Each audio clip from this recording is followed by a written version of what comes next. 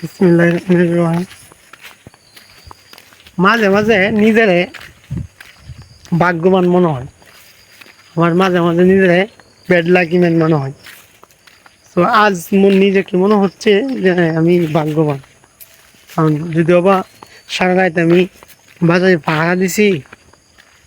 তো পাহারা দেওয়া যখন আসলাম সকালে ফজরের নামাজটা মসজিদে জামাতের সহিত পড়তে পারছি। তো আলহামদুলিল্লাহ, আল্লাহ তালা যেন সারা রাত ঘুমা বা অনিদ্রা থাকার পরেও আল্লাহ তালার ডাকে সারা দিয়ে মাথা নত হইতে পারছি, এটি আলহামদুলিল্লাহ।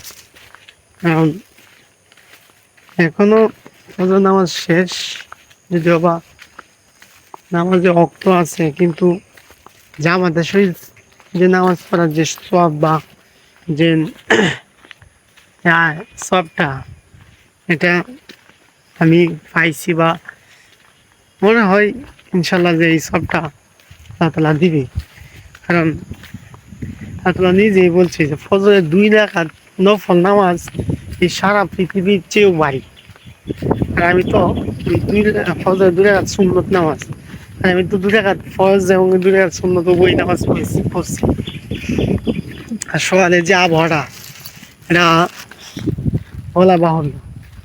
যে বাতাস, নদীর সাইডে দিয়ে রাস্তা দিয়ে যাচ্ছি, বাতাস প্রবাহিত হচ্ছে এবং কি যেন একটা নিট অ্যান্ড ক্লিন পরিবেশ, একটা মুক্তকর, যা বলে ভাষা প্রকাশ করার মতন নয়। যারা থাকবো এবং কি এই সময় চলাচল করবো, তারাই এটার এই যে ফিল বা অনুভব তা বুঝতে পারবে। সো লাস্ট যেটা বলবো সেটা হচ্ছে আবারও আলহামদুলিল্লাহ বলি, কারণ আমি সারাত ঘুমা থাকার পরে যদিও আমার বিছানায় থাকার কথা আছে এই সময়, কিন্তু আমি নামাজ পড়ে পাটি আস্তে আস্তে করে পা দুটি ফেলেই বাড়ির দিকে যাচ্ছি। এবং কি মনের ভিতরে একটা ভালো একটা আনন্দ ফিল করতেছি। আমার মতন অনেক এমন বয়সীও আছে, আরও কম বয়সীও আছে, এবং কি আমার চেয়ে অনেক বয়স্ক মা বোনরাও আছে বা অনেক মুরব্বীরাও আছে, যারা এই এত সুন্দর একটা উত্তম সময়, উত্তম একটা পরিস্থিতি বা একটা উত্তম একটা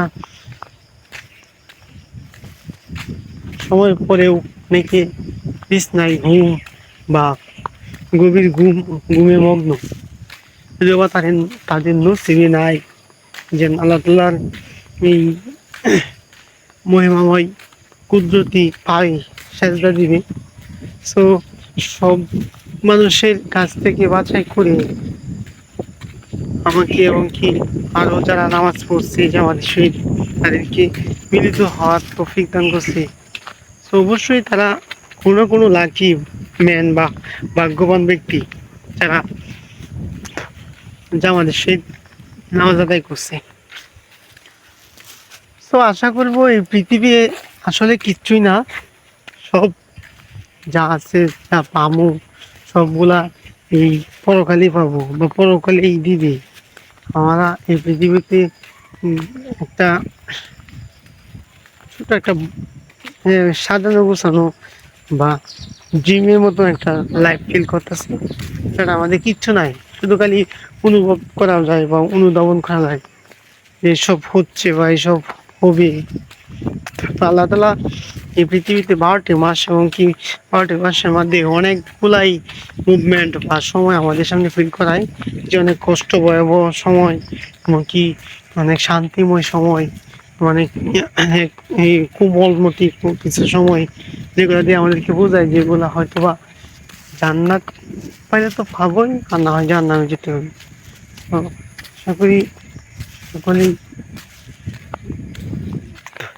বুঝছেন আমি কি বলতে চাচ্ছি।